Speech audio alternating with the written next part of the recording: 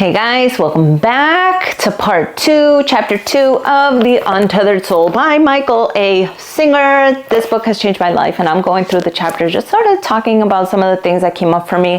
And we've been talking about chapter 2, your inner roommate. And in this chapter, last chapter, we identified that there's really two entities. The one, the chatty Cathy, that's your brain going on and on and on. But then the second part of it is the witness, like the person that's actually acknowledging, like, hey, my brain is chattering away. So if you don't know what I'm talking about, go back there, get some more info, read the book, and fucking come back, okay? So this week, I want to talk about this paragraph, okay? It says, the way to catch on to what your inner roommate is really like is to personify it externally. Make believe that your roommate, the psyche, has a body of its own. You do this by taking the entire personality that you hear talking to you inside and imagine it as a person talking to you on the outside. Just imagine that another person is now saying everything your inner voice would say. Now spend the day with that person. Oh my God. When I read that, a part of me was like, ew. And I try to catch myself doing this. So whenever I'm just sitting there, my mind is like, I literally just place my imaginary friend sitting right next to me saying these things. And I think to myself, like, holy shit, you talk a lot. Oh my God, you do not shut the fuck up. Oh my God, shut the fuck up.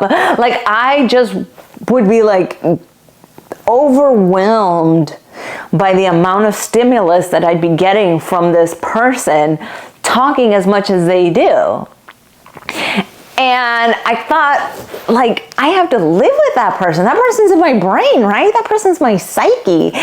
And it just like blew my mind. This exercise totally blew my mind.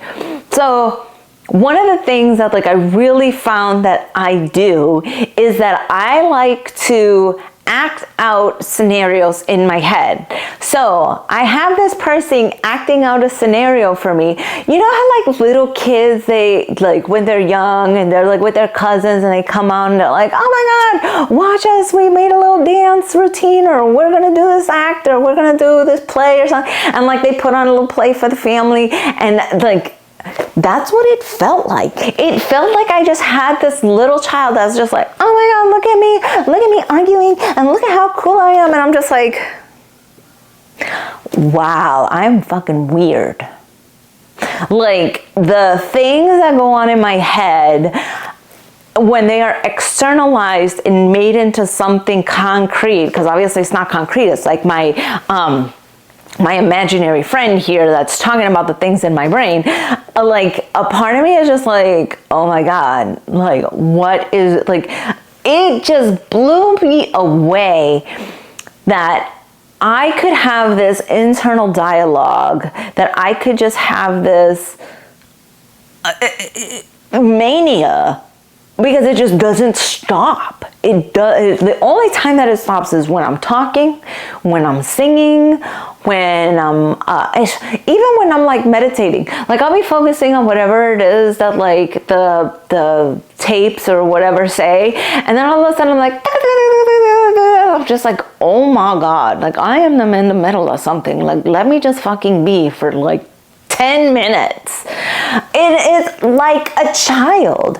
It needs attention now. It needs my attention now. Now. It like demands it, and I give it the attention. That's the other fucked up part. And not only am I like sitting here annoying the shit out of myself, but I give myself the attention, thereby reinforcing this bad behavior of my brain. Wow. And, you know, I always think about parenting. You know, I have 3 kids. Like I'm going to talk about my oldest because she's like my natural born kid, and my other 2 are my bonus kids. But I'm going to talk about my oldest one. And really, it was easy for me to be like, when I was in the middle of something, I would tell her, I am in the middle of something. You need to give me some space so that I can finish this, and then I can give you my full attention.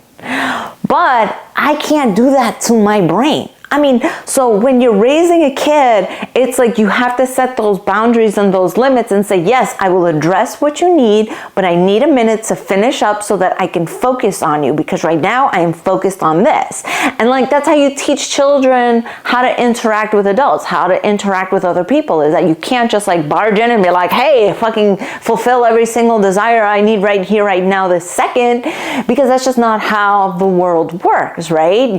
There's a time and a place, and things need to happen the way that they happen. But not for my brain. My brain is like, you need to listen to me now. And I'm like, okay, like give you all my attention, give you everything that like I am focused on to you. I'm not gonna focus on this thing anymore that's really important to me, that I like, that I love, that I wanna do, to listen to you chatter about nothing.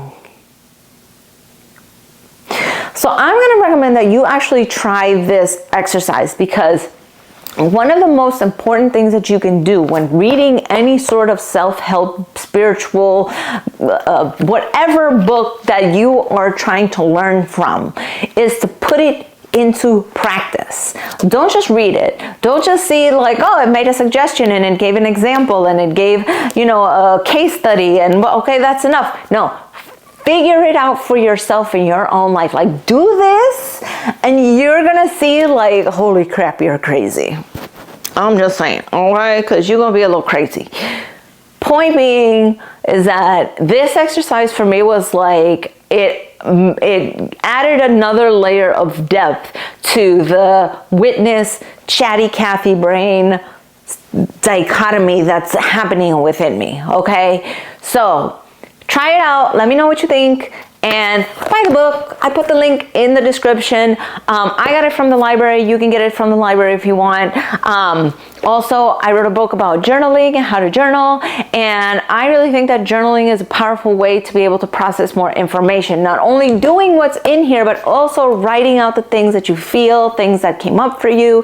Journaling is a great way to do that. And so my book actually details different techniques on how to do it. That link is also in there.